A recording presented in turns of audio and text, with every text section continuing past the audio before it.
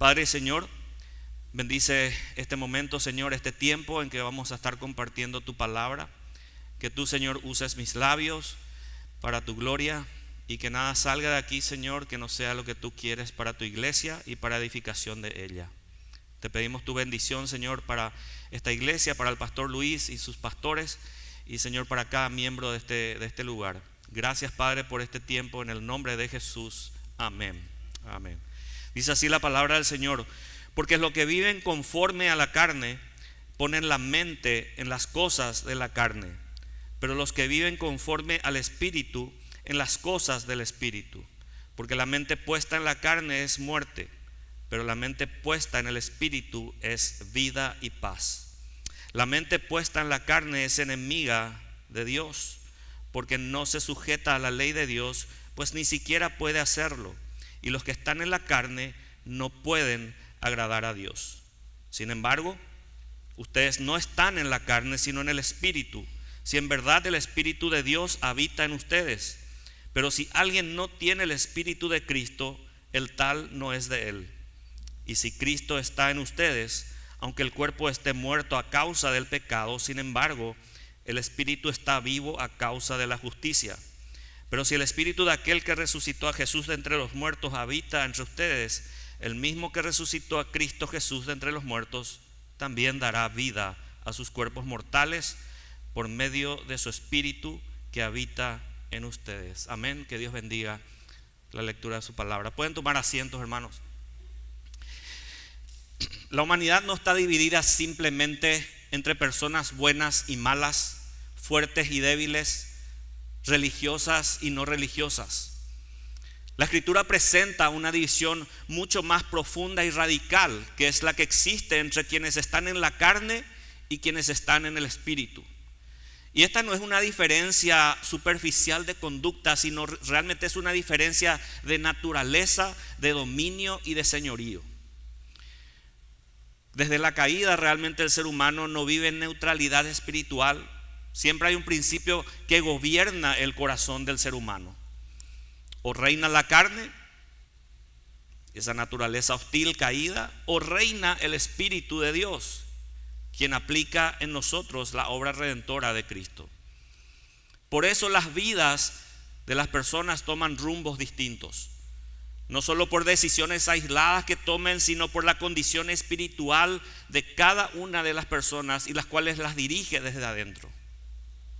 Y con esa realidad en mente, este pasaje de Pablo aquí en el capítulo 8 de Romanos nos ayuda a entender el por qué las vidas de las personas terminan en direcciones tan diferentes.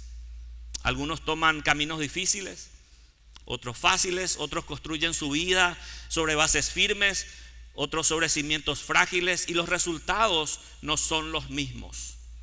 Y aquí en Romanos 8:5 desarrolla Pablo lo que ya venía diciendo en los primeros 4 versículos del capítulo 8. Allí él le va mostrando dos realidades del creyente: su posición delante de Dios y su manera de vivir cada día. Y aquí en el versículo 1, por ejemplo, si usted le dice: por tanto, ahora no hay condenación para los que están en Cristo Jesús. Él declara eso, que no hay condenación para los que están en Cristo. Y en el versículo 3 él explica que Dios envió a su Hijo Cristo para condenar el pecado en la carne. Y al mismo tiempo el versículo 2 afirma que el Espíritu Santo libera a los creyentes de ese poder del pecado. Y en el 4 él añade que ahora los creyentes están viviendo guiados por el Espíritu Santo. Entonces Pablo muestra estas dos fuerzas en un contraste constante. El Espíritu produce vida, libertad, mientras que la carne, conduce al pecado y finalmente a la muerte. Y en el pasaje de hoy, Pablo nos explica el por qué una persona vive dominada por la carne y otra persona vive guiada por el Espíritu. Aquí en el versículo 5 al 8 nos enseña: quienes viven según el Espíritu tienen su mente enfocada en las cosas del Espíritu, y por eso experimentan vida y paz. En cambio, una mente dominada por la carne termina en muerte porque está en oposición a Dios, no quiere someterse a su ley y ni siquiera es capaz de agradarle. Y Pablo inicia en este versículo 9 con un contraste muy fuerte. Dice: sin embargo, ustedes no viven en la carne, sino en el Espíritu. ¿Por qué? Porque Cristo vive en ustedes. Y este mensaje de hoy tiene solamente 2 puntos. A excepción de todos los mensajes que muchas veces se predica, dice 3 puntos y se acaba. No, este mensaje tiene 2 puntos, pero no crea que es corto. ¿Ok? El primer punto que yo quiero tratar con ustedes es una pregunta retórica: ¿una mente centrada en el Espíritu o en la carne? Versículos 5 hasta el 8. Y vamos a ir desglosando lo que dice Pablo aquí. Romanos 8:4 nos enseña que toda persona vive de una o 2 maneras: o guiadas por la carne o guiadas por el Espíritu. No hay de otra. Nadie puede decir yo soy neutro, yo no creo ni en Dios ni el diablo y estoy en el medio. No, o vives en la carne o vives en el Espíritu.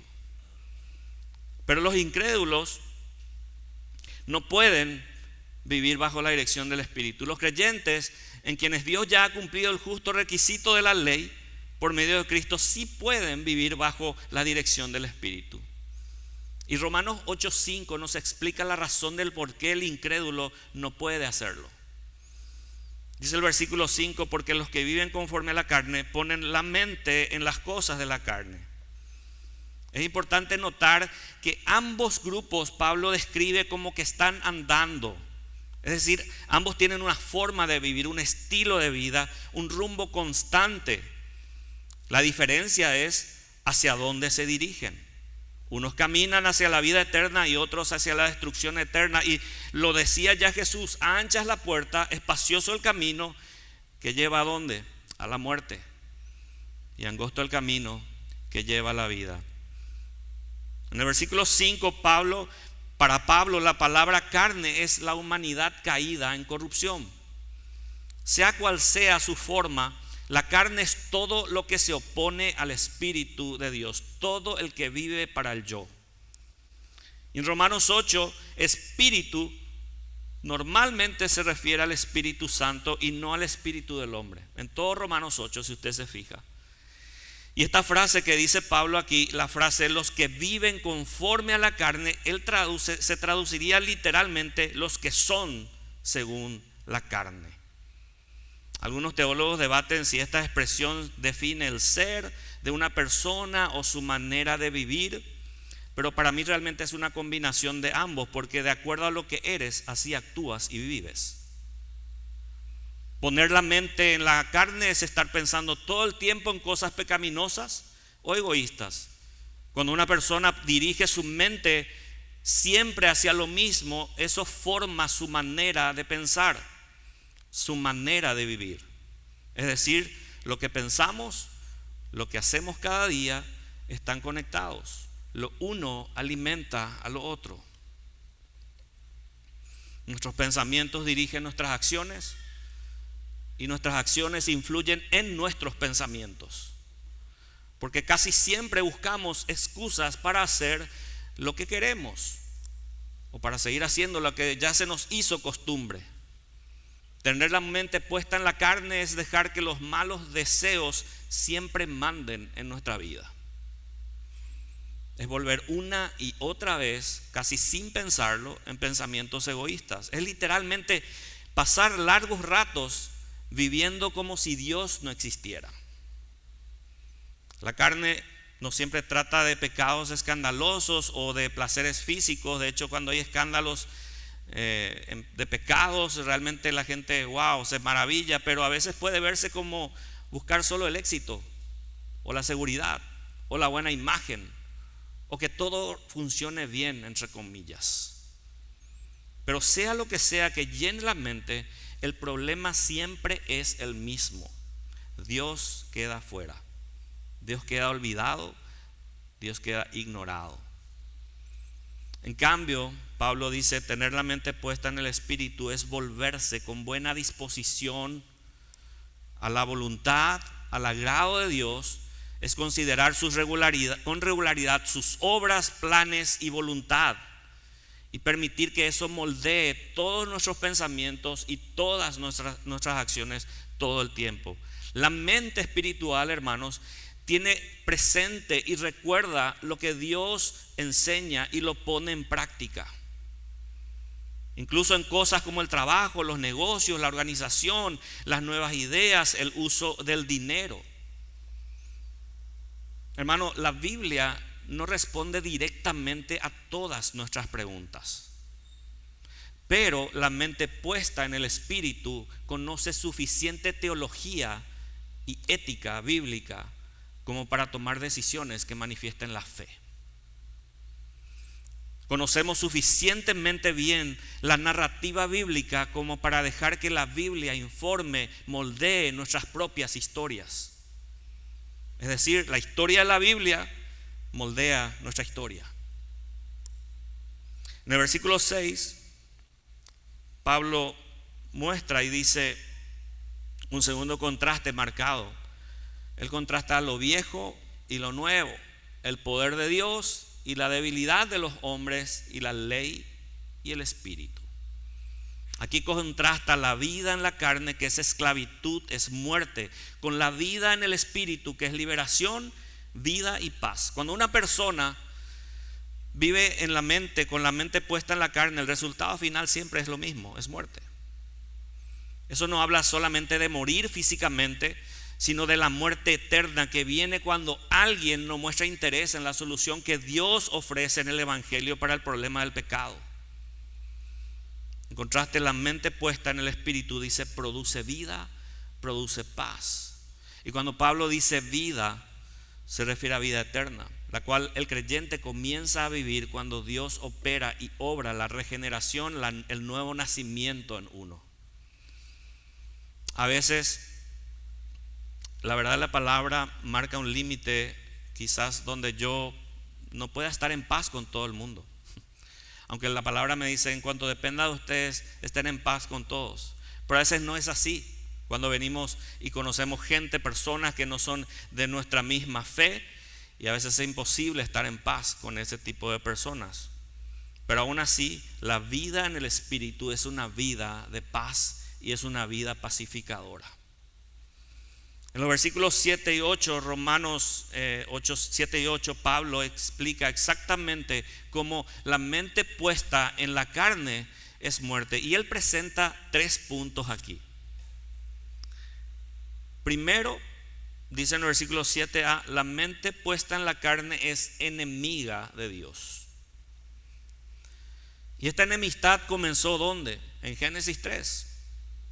Y continúa a través de toda la historia. Usted puede ver la historia bíblica: Caín y Abel, Faraón e Israel, Saúl y David, Herodes, Jesús, el imperio romano y la iglesia. Y esta enemistad se ve cuando quizás un gobernante en aquellas épocas autoritario exigía que lo adoren, que persigan a los cristianos. Pero también hoy aparece en ideologías que no soportan las ideas cristianas. Y en trabajos donde hay corrupción, injusticia, falta de respeto hacia Dios. Y esta enemistad, según el original, se traduce a menudo como que podría ser incluso hasta cortés. Esa palabra enemistad, hasta amable incluso, superficialmente interesada. Díganme de Herodes Antipas. ¿Se acuerdan de Herodes Antipas? Cuando escuchaba a Juan el Bautista, dice, lo hacía como con gusto. Le gustaba, pero finalmente lo mandó decapitar. Muchos incrédulos tienen amigos cristianos y disfrutan debatir teología con ellos. Pero la realidad es esta: es posible simpatizar con Jesús y con las enseñanzas de la iglesia y aún así odiar a Dios y la doctrina cristiana. Tenía un amigo hace años en Paraguay, asistía a la iglesia, 3-4 años estuvo con nosotros. Fue expuesto a la Biblia, al Evangelio. Finalmente sale de la iglesia y dice, no, muy lindo tu Cristo, muy lindo tu Evangelio, conozco todo de memoria, pero no puedo dejar mi religión. Y volvió a su idolatría antigua. Entonces puedes simpatizar con Jesús, pero odiarlo a la vez. Esta es la enemistad que habla aquí Pablo. Jesús declaró: el que no está a favor mío está contra mí. Mateo 12:30. Segundo lugar, esta enemistad se manifiesta en una incapacidad para someterse a los mandamientos de Dios. Dice: pues la mente puesta en la carne no se sujeta o no se somete a la ley de Dios, y ni siquiera puede hacerlo, es imposible. Y es verdad que los incrédulos a veces coinciden con lo que Dios manda. La mayoría no mata, muchos tampoco roban, pero portarse bien por fuera no es lo mismo que someterse a la ley de Dios. Someterse significa rendirse de corazón y reconocer la autoridad de Dios sobre su propia vida. Como bien saben, servimos con Luis en Utah, y si usted mira, la familia mormona es una familia ejemplar, moralmente, externamente buena. Pero ustedes saben que Utah es el estado donde más porcentualmente hay suicidios y acceso a la pornografía en todos los Estados Unidos. Entonces, portarse bien por fuera puede engañar a cualquiera, pero los incrédulos pueden coincidir con la ética cristiana en ocasiones, pero no pueden someterse, porque eso no es sumisión. El incrédulo no puede someterse a Dios hasta que le reconoce como Señor y Salvador. Y este texto, hermanos, es una de las bases para el concepto teológico de la incapacidad total del ser humano. No pueden, dice. Mira, en tercer punto, lo que están en la carne no pueden agradar a Dios. Primero es enemistad, segundo es que no pueden someterse, y ahora explica que no pueden agradar a Dios.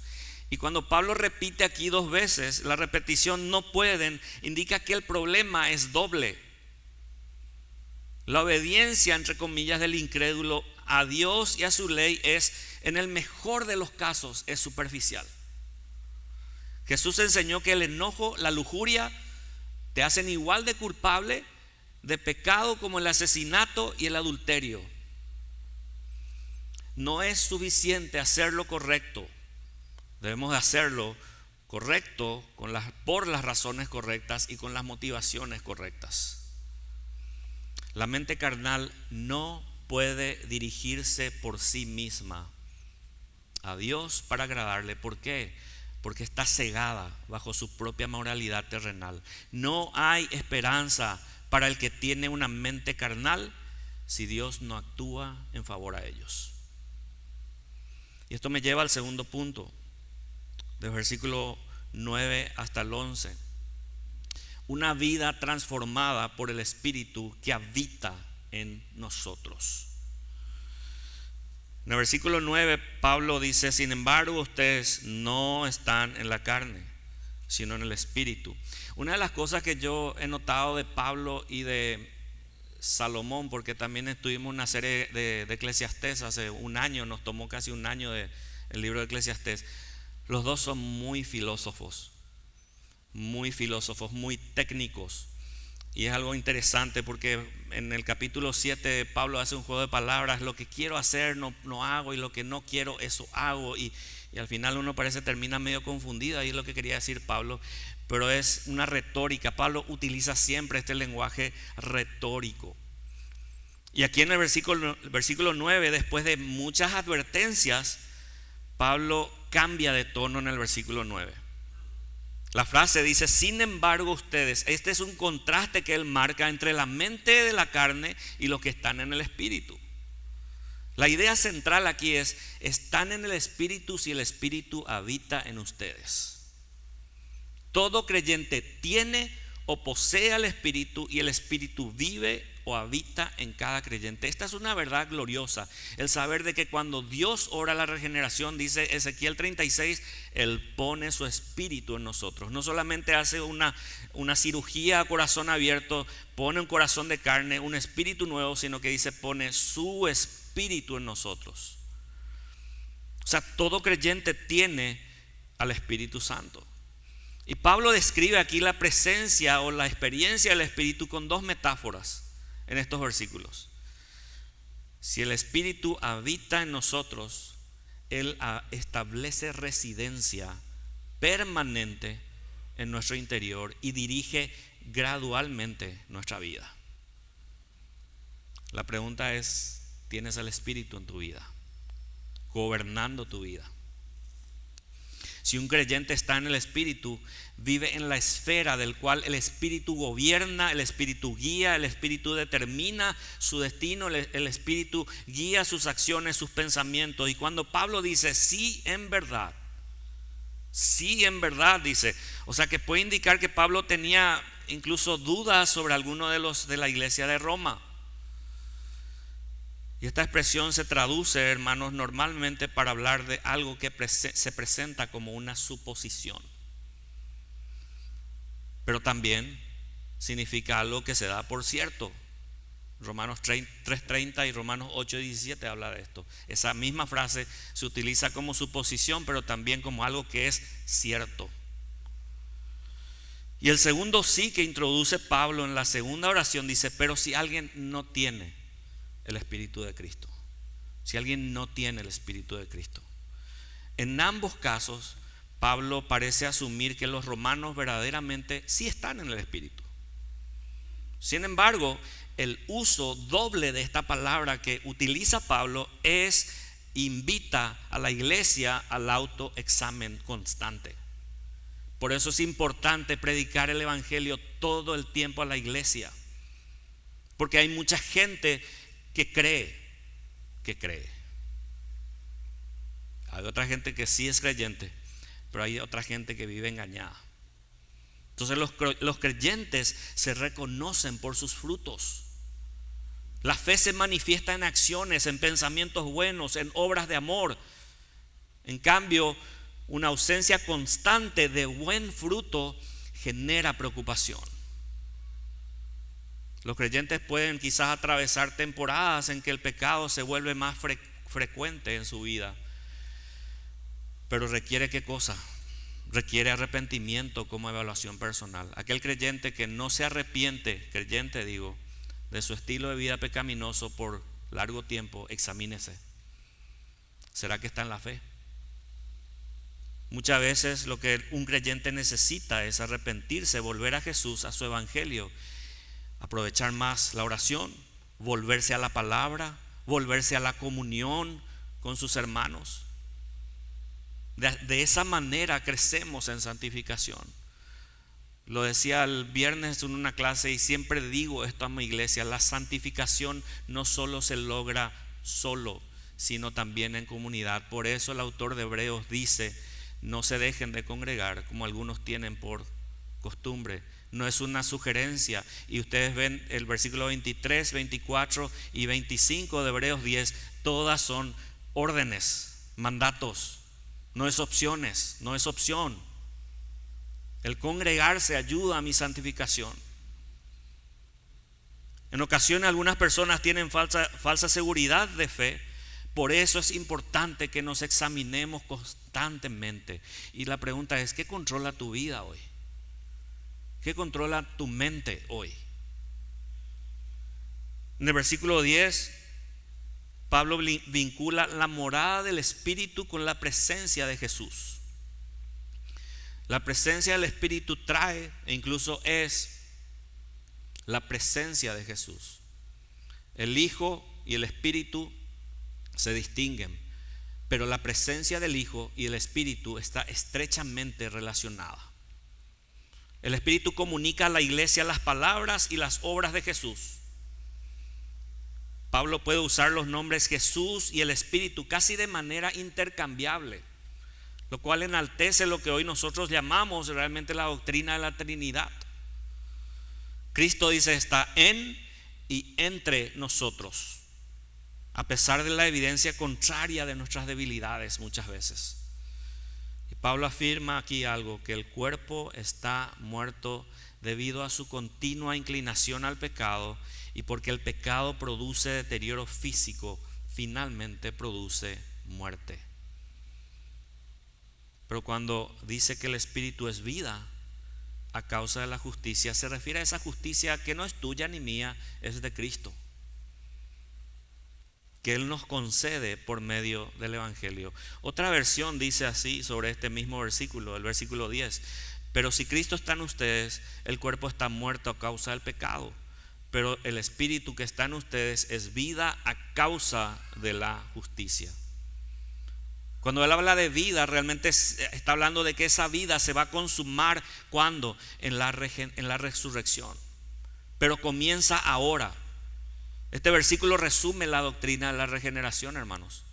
No solo el creyente está en Cristo como posición de salvación, sino que está en Cristo habitando, que Cristo está habitando en el creyente. Él nos lleva a una posición, pero también Él está habitando en nosotros. El versículo 11 dice Pablo: pero si el espíritu de aquel que resucitó a Jesús de entre los muertos habita en ustedes, el mismo que resucitó a Cristo Jesús de entre los muertos también dará vida a sus cuerpos mortales. ¿Qué quiere decir esto? Que el Espíritu Santo da vida a todo nuestro ser, enciende todo nuestro ser. Y Pablo insiste en que la resurrección física de Jesús es garantía de nuestra resurrección física. Si Cristo no resucitó, dice Pablo, vana es nuestra predicación. Vayan, hagan lo que quieran y mueran. Pero ahora Cristo, dice, resucitó entre los muertos y es nuestra esperanza de gloria. El Espíritu que levantó el cuerpo de Jesús va a restaurar la vida a nuestros cuerpos, hermanos.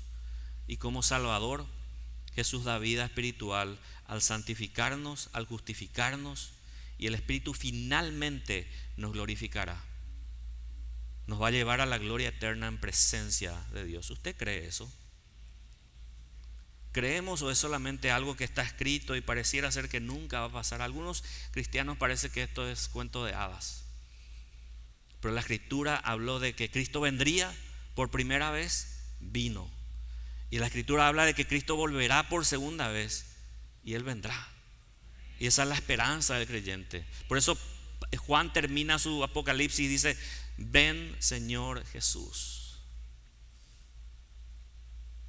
Pero también el Señor aquí es Señor de toda la creación, de lo físico como de lo espiritual. La unión con Cristo nos concede vida en la semejanza de su resurrección y una gloria como la suya.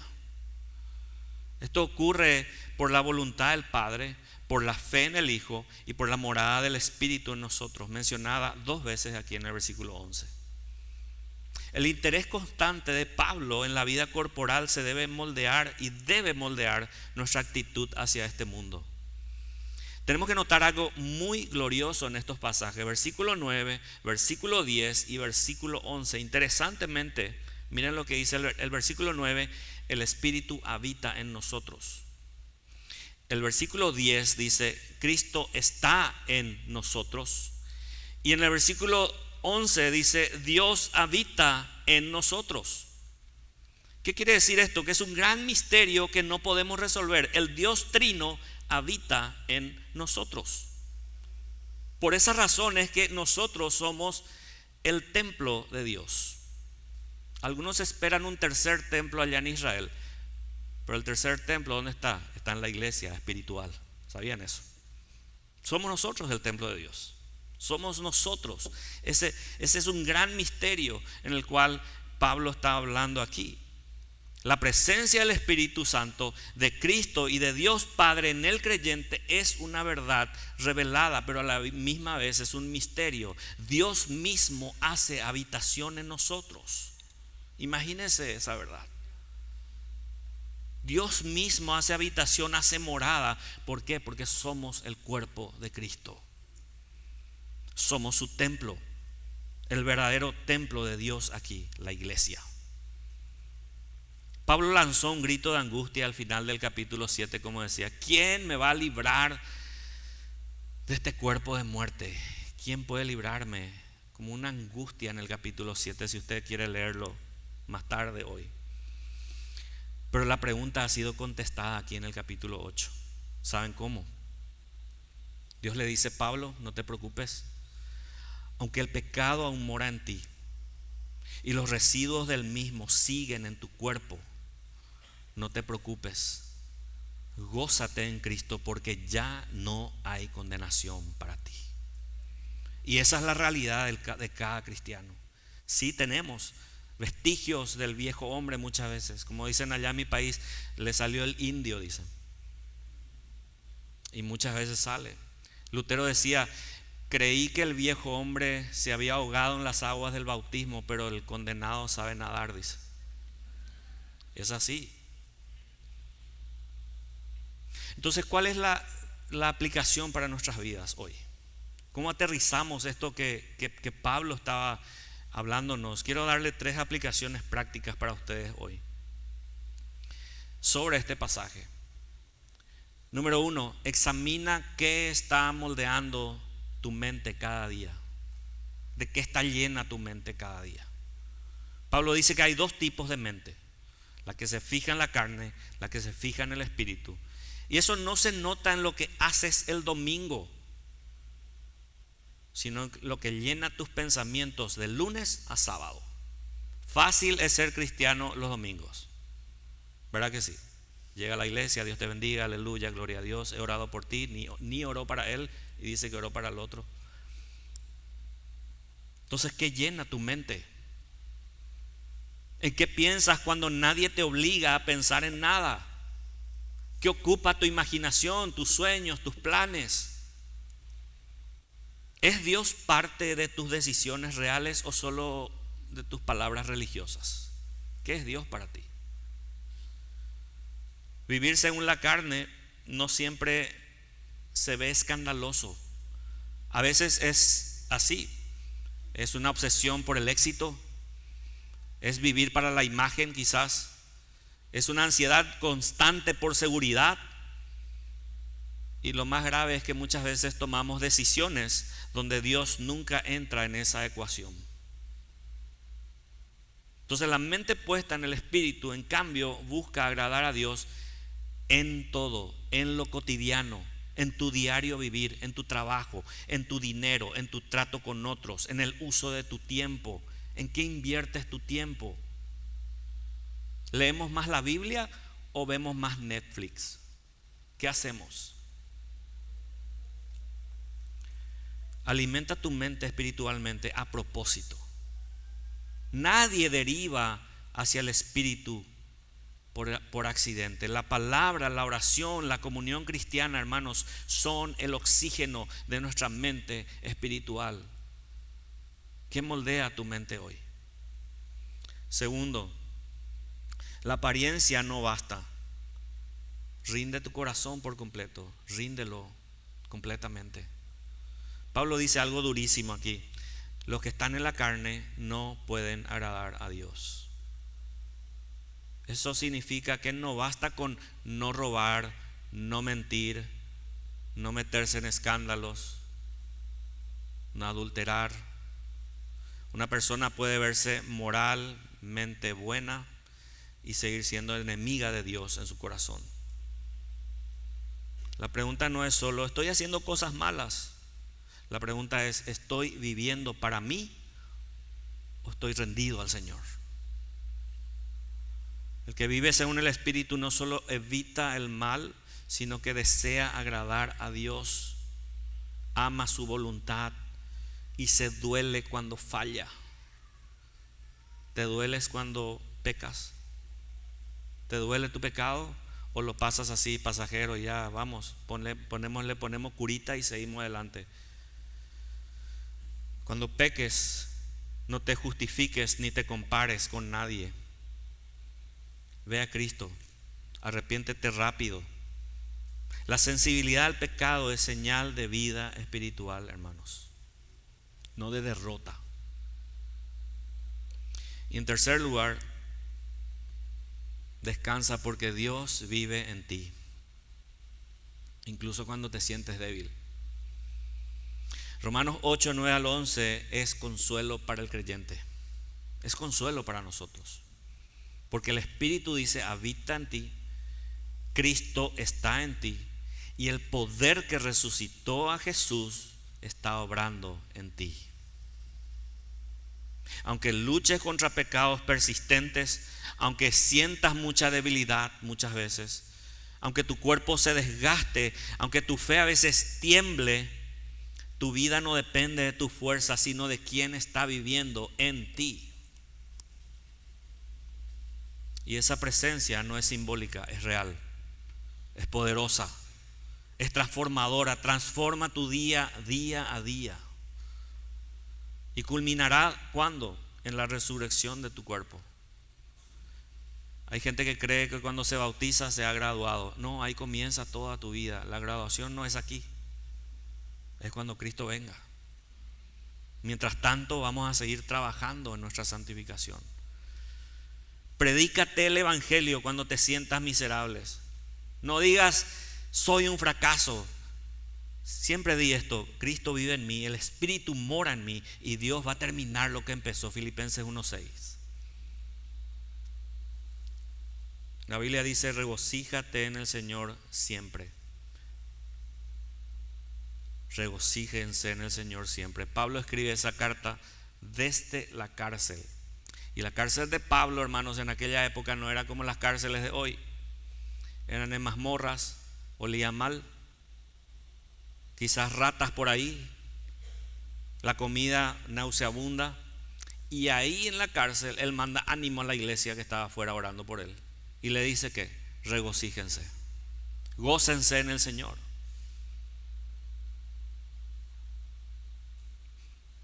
Y eso es lo que nos manda hoy el Señor a hacer.